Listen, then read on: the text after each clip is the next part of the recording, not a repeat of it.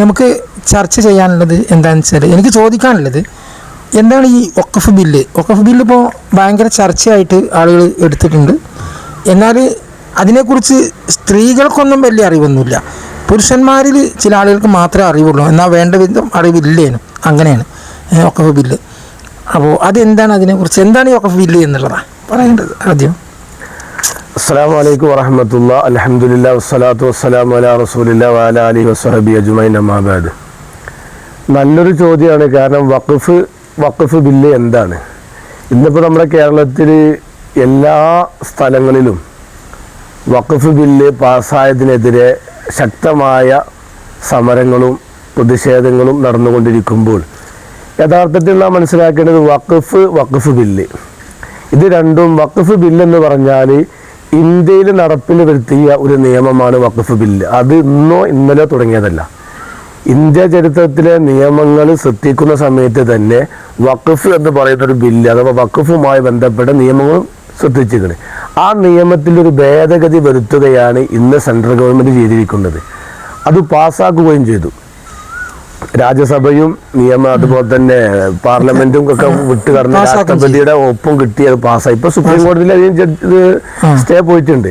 എന്നാൽ ഇത്രമാത്രം ഇതിനെതിരെ നമ്മൾ സംസാരിക്കാനുള്ള കാരണം, വഖഫ് എന്ന് പറഞ്ഞാല് ഒരു വിശ്വാസിയായ മനുഷ്യന് അവന്റെ ജീവിതത്തിൽ അവൻ അധ്വാനിച്ചുണ്ടാക്കിയ സമ്പത്ത്, ആ സമ്പത്ത് പലതും ആവട്ടെ. ചിലപ്പോൾ അവൻ സമ്പത്ത് ഉണ്ടാക്കിയ പറമ്പുകൾ, തോട്ടങ്ങൾ, സ്ഥലങ്ങൾ, അതല്ലെങ്കിൽ ബിൽഡിങ്ങുകൾ, അതല്ലെങ്കിൽ അവന്റെ കൈവശമുണ്ടാകുന്ന സ്വത്തുക്കൾ, എന്തോ ആവട്ടെ, അവന്റെ ജീവിതത്തിൽ അവൻ അധ്വാനിച്ചുണ്ടാക്കിയ സമ്പത്തുകളെ അവന്റെ പാരത്രികമായ ഗുണത്തിന് ഉപകരിക്കാൻ വേണ്ടിയിട്ട്, പാരത്രികമായ ഗുണത്തിന് എന്ത് ചെയ്യണം?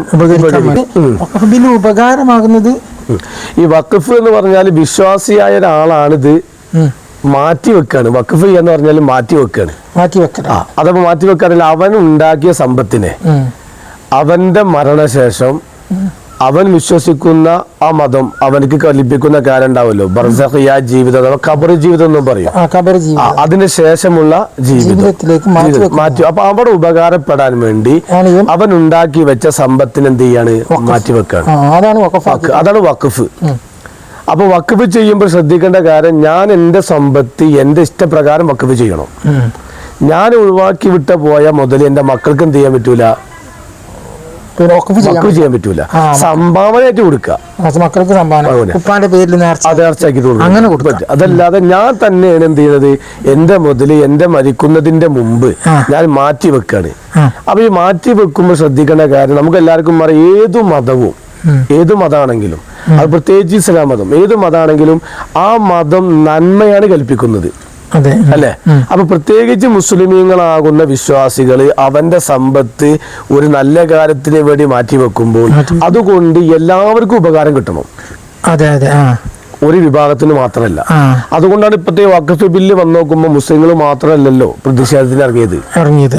കാരണം എന്താ വെച്ചാൽ അതില് ഒരുപാട് മറ്റുള്ള ആളുകൾ എന്ത് ചെയ്യുന്നുണ്ട്? ആ സമ്പത്തോട് ജീവിക്കുന്നു. അപ്പൊ നമ്മുടെ നാട്ടിലൊക്കെ ഓരോ പള്ളിക്കും, ഓരോ മദ്രസക്കും, ഓരോ എത്തിങ്കാനക്കും, ഓരോ സ്ഥാപനത്തിനും എത്രയോ സ്ഥലങ്ങൾ വഖഫായി കിടക്കുന്നുണ്ട്. അപ്പൊ ഈ ബില്ല് കൊണ്ട് നമ്മുടെ നാട്ടിൽ വരാൻ പോകുന്ന കാര്യം എന്താണെന്ന് വെച്ചെങ്കിൽ വിപത്ത്. അതിന്റെ വിപത്ത് എന്താണ്? അത് പലരും മനസ്സിലാക്കിയിട്ടില്ല. അതുകൊണ്ടാണ് അത് അത്ര വിഷയമാക്കി എടുക്കാത്തത്. അതിന്റെ ഏറ്റവും വലിയ വിപത്ത് എന്താണെങ്കിൽ, ഇനി ഇത്ര കാലം നമ്മളെ പള്ളിയും മദ്രസയും അനുബന്ധ സ്ഥാപനങ്ങളും, ആ സ്ഥാപനം ഞാൻ പറയുമ്പോൾ മമ്പുറം, ഉദാഹരണം പറയാം, മമ്പുറം നിങ്ങൾക്ക് എല്ലാവർക്കും അറിയാം. മമ്പുറത്ത് വരുന്ന വിശ്വാസികള് മുസ്ലിങ്ങൾ മാത്രമല്ലല്ലോ, ഹിന്ദുക്കളുണ്ട്. അവിടെ കിട്ടുന്ന സമ്പത്ത്, അവിടെ കിട്ടുന്ന വരുമാനം, അത് കിട്ടുന്നത് ആർക്ക് മാത്രം? മുസ്ലിങ്ങൾക്ക് മാത്രമല്ലല്ലോ. ഏറ്റവും ഉദാഹരണം പറയാം, നിങ്ങൾ മൂന്നാക്കര പള്ളി പോയിട്ടില്ലേ? അതെ, അവിടെ കൊടുക്കുന്ന അരി ആർക്കാണ്? ആ മഹലിലുള്ള എല്ലാവർക്കും പുറമൊന്നും. അത് ഹിന്ദു മുസ്ലിമോ മതം നോക്കിയിട്ടൊന്നുമല്ലല്ലോ. ഒരു വഖഫ് കൊണ്ട്, ഒരു വഖഫ് സ്വത്ത് കൊണ്ട് അവിടെയുള്ള എല്ലാ മതസ്ഥരും, എല്ലാ മനുഷ്യരും ജീവിക്കുന്നുണ്ട്. ഇനി നാളെ ഒരാൾ വന്നിട്ട് പറയാണ്, ഈ സ്ഥലം ഇത് എന്റെ അവകാശമാണ്, അതല്ലെങ്കിൽ ഞങ്ങൾ തറവാടായിട്ട് ഞങ്ങൾക്ക് കിട്ടിയ സ്ഥലമാണ്. ഇങ്ങനെ ഒരാൾ ഒരു ചെറിയ സംശയം ഉന്നയിച്ചാൽ ആ സ്ഥലം തർക്ക സ്ഥലമായി. ഇനി അതെന്ത് ചെയ്ത് ഉപയോഗിക്കാൻ പറ്റൂല. ഇനി അങ്ങനെ പറ്റില്ല. ഇനി അല്ലെങ്കിൽ തീരെ ഉപയോഗിക്കാനും പറ്റൂല. അത് ഗവൺമെന്റ് വരും, പോലീസ് വരും, നിയമപാലകർ വരും, അത് കൂട്ടും. തർക്കം വന്നാൽ ഇനി ആ തർക്കം പരിഹരിക്കുന്നത് വരെ അത് അവിടെ എന്ത് ചെയ്യും? സ്റ്റക്കായി കൊടുക്കും. അപ്പൊ അതിനെപ്പറ്റി ജീവിച്ചിരുന്ന ഒരുപാട് പാവങ്ങൾ, ഒരുപാട് മനുഷ്യർ, ഒരുപാട് ആളുകൾ, ജോലി നഷ്ടപ്പെട്ടവര്, കുടുംബത്തില് പ്രയാസം അനുഭവിക്കുന്ന ആളുകൾ, അപ്പൊ അവർക്കൊക്കെ ഇനി അതുകൊണ്ട് എന്ത് ചെയ്യാണ് പ്രശ്നങ്ങൾ വരാൻ പോകുന്നത്. ഉദാഹരണത്തിന് മൂന്നാക്കത്തെ അരി നിർത്തണം എന്ന് അവര് ഗവൺമെന്റ് പറയുകയാണെങ്കിൽ, അല്ല, മൂന്നാക്കത്തെ ആൾക്കാർ വന്നിട്ട് കുറച്ച് ആൾക്കാർ പറയാ ഈ സ്ഥലം ഇത് ഞങ്ങളുടെ സ്ഥലമാണ്, ഞങ്ങളെ പൂർവികന്മാരായിട്ട് ഞങ്ങളുടെ സ്ഥലമായിരുന്നു, അത് ഞങ്ങളെ കയ്യിൽ നിന്ന് ഇവരെന്ത് ചെയ്താണ് എടുത്തതാണ്. അങ്ങനെ ഒരു സംശയം പറഞ്ഞാൽ അന്ന് അത് തർക്കഭൂമിയായി. അപ്പൊ അത് പൂട്ടപ്പെടും. ഇനി അത് തർക്കം തീരുന്നത് വരെ അങ്ങനെ അടഞ്ഞിടും. ഇപ്പൊ നമുക്കറിയാം നമ്മുടെ നാട്ടിൽ നിയമം എന്താണ്, ഒരു തർക്കം വന്നു കഴിഞ്ഞാൽ പെട്ടെന്ന് തീരൂല അങ്ങനെ തന്നെ അത് നീണ്ടു. അപ്പോ അത്രത്തോളം കാലം അതിൽ നിന്ന് കിട്ടുന്ന എല്ലാ ആനുകൂല്യങ്ങളും സർവ്വ മനുഷ്യർക്ക് എന്ത് ചെയ്യാണ്, കിട്ടാതാവുകയാണ്. അങ്ങനെ അത് മാത്രമല്ല, അങ്ങനെ നമ്മുടെ നാട്ടിൽ പ്രത്യേകിച്ച് നമ്മളൊക്കെ ആരാധിക്കുന്ന ദേവാലയങ്ങൾക്കെതിരെ എല്ലാ കൂട്ടരും അങ്ങോട്ടും ഇങ്ങോട്ടും തർക്കം ഉന്നയിച്ചാൽ ഈ നാടാകം ചെയ്യും, കുട്ടിച്ചോറാകും. ഈ നല്ലൊരു അന്തരീക്ഷം നഷ്ടപ്പെടും. ഇവിടെ നല്ല സാഹോദര്യം, നല്ല സ്നേഹത്തിലാണ്. ഇതൊക്കെ എന്ത് ചെയ്യും, സഹായങ്ങളൊക്കെ എല്ലാം നഷ്ടപ്പെടും. അപ്പൊ ആ ഒരു വിഷയം പൊതുജനം മനസ്സിലാക്കിയിട്ടില്ല. അത് മനസ്സിലാക്കാൻ വേണ്ടിയിട്ടാണ് ഇന്ന് നടക്കുന്ന എല്ലാ പ്രക്ഷോഭങ്ങളും പ്രതിഷേധങ്ങളും. അപ്പൊ അതിനെ കുറിച്ച് നമ്മൾ നന്നായിട്ട് പഠിച്ചു കഴിഞ്ഞാൽ ഇത് നമ്മൾ മനസ്സിലാക്കേണ്ടത് ഇതൊരു വിഭാഗത്തിന് മാത്രമല്ല. ഇപ്പോ കേരളത്തിന്റെ അല്ലെ ഇന്ത്യയുടെ ചരിത്രം നോക്കിയാൽ പറയപ്പെടുന്നുണ്ട്, സത്യമാണെന്നറിയില്ല, ഏറ്റവും കൂടുതൽ സ്വത്തുള്ളത് മുസ്ലിങ്ങൾക്കല്ല.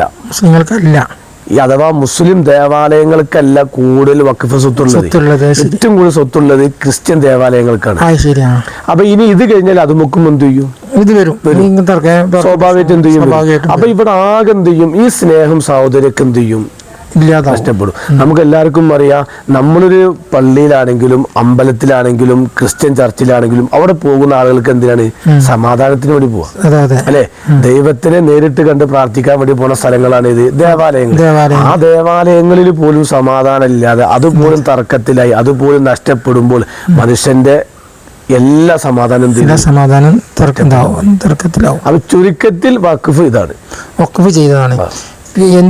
ഇവർക്ക് എന്താണ് ഇപ്പൊ അതുകൊണ്ട് ഒരു ലാഭം? ഈ ബില്ല് പാസ്സാക്കുന്നതുകൊണ്ട് ലാഭിച്ചെങ്കിൽ, ഗവൺമെന്റിൽ ലാഭിച്ചെങ്കിൽ കോടിക്കണക്കിന് രൂപയുടെ, കോടാനുകോടിക്കണക്കിന് രൂപയുടെ സ്ഥലങ്ങള് ഇന്ന് നമുക്കറിയാം. ഒരു 20 കൊല്ലം മുമ്പത്തെ വില അല്ല ഇന്നത്തെ വില, അല്ലല്ലോ.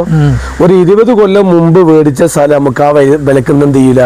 അപ്പൊ ഇന്ന് ആ കണ്ണായ സ്ഥലങ്ങളൊക്കെ പ്രധാനപ്പെട്ട സ്ഥലങ്ങളാണ്. ഈ സ്ഥലങ്ങളൊക്കെ ഇന്ന് ഗവൺമെന്റിന് കിട്ടുകയാണെങ്കിൽ അവർക്ക് കോടാനുകോടികൾ എന്ത് ചെയ്യാം. അപ്പൊ അത് കിട്ടണമെങ്കിൽ ആദ്യം ഈ ബില്ല് എന്ത് ചെയ്യണം, ബില്ല് പാസ്സാവണം. ശരി. അപ്പൊ ഈ ബില്ലിൽ ഇപ്പൊ പറയുന്നത് എന്താണ്? ഈ ബില്ലിൽ പറയുന്ന കാര്യങ്ങൾ എന്താ വെച്ചെങ്കിൽ, വഖഫായ സ്വത്ത് ആരെങ്കിലും അതിനെ കുറിച്ച് പരാതിപ്പെട്ടാൽ ആ പരാതിയിൽ തീർപ്പ് കൽപ്പിക്കുന്നത് വരെ ഗവൺമെന്റ് എന്ത് ചെയ്യും, ഗവൺമെന്റ് പിടിച്ചു വെക്കും. അതിനുള്ള സ്വാതന്ത്ര്യം ഗവൺമെന്റിന് വേണം. അങ്ങനെ. അപ്പൊ അതില്ല. ശരി. ഇപ്പൊ തർക്കം വന്നാലും ഇപ്പൊ വഖഫ് ബോർഡിൽ രജിസ്റ്റർ ചെയ്ത ഭൂമി വഖഫിന്റെ സ്വത്താണ്. ഇപ്പൊ തർക്കം വന്നാലും അത് അവിടെ തർക്കമില്ല. ഇപ്പൊ നമുക്ക് എല്ലാവർക്കും അറിയാം, ഇപ്പൊ ബാബരി മസ്ജിദ് പൊളിക്കപ്പെട്ട് ഇപ്പൊ അയോധ്യയിൽ തന്നെ അല്ലെങ്കിൽ UP-യിൽ തന്നെ പല പള്ളികൾക്കെതിരെ ഇവരെന്ത് ചെയ്യുന്നുണ്ട്, പ്രക്ഷോഭം നടത്തുന്നുണ്ട്. പക്ഷെ അതൊന്നും പോകാത്ത എന്താണ്, അതൊക്കെ വഖഫിൽ. അതുപോലെ നമ്മുടെ നാട്ടിലെ ഏത് സ്ഥാപനം, അത് ഹിന്ദു ആവട്ടെ, മുസ്ലിം ആവട്ടെ, ക്രിസ്ത്യൻ ആവട്ടെ, അവിടെ സ്ഥാപനങ്ങൾ അതാത് സ്ഥാപനത്തെ പറ്റി രജിസ്റ്റർ ചെയ്യും. അപ്പൊ അത് വഖഫിന്റെ സ്വത്തായി മാറി. ഇനി അതിലൊരാൾക്കും എന്ത് ചെയ്യാൻ പറ്റൂല, ഒന്നും ചെയ്യാൻ, കണക്കായി ഉയർത്താൻ പറ്റില്ല. അപ്പൊ ഇപ്പോ സംഗതി ശരിയാണ്. ഈ മൂന്നാക്കത്തത് ഒരു ഹിന്ദു സഹോദരൻ ഒരു ഇല്ലത്ത് നിന്ന് കൊടുത്ത സ്ഥലമാണ്.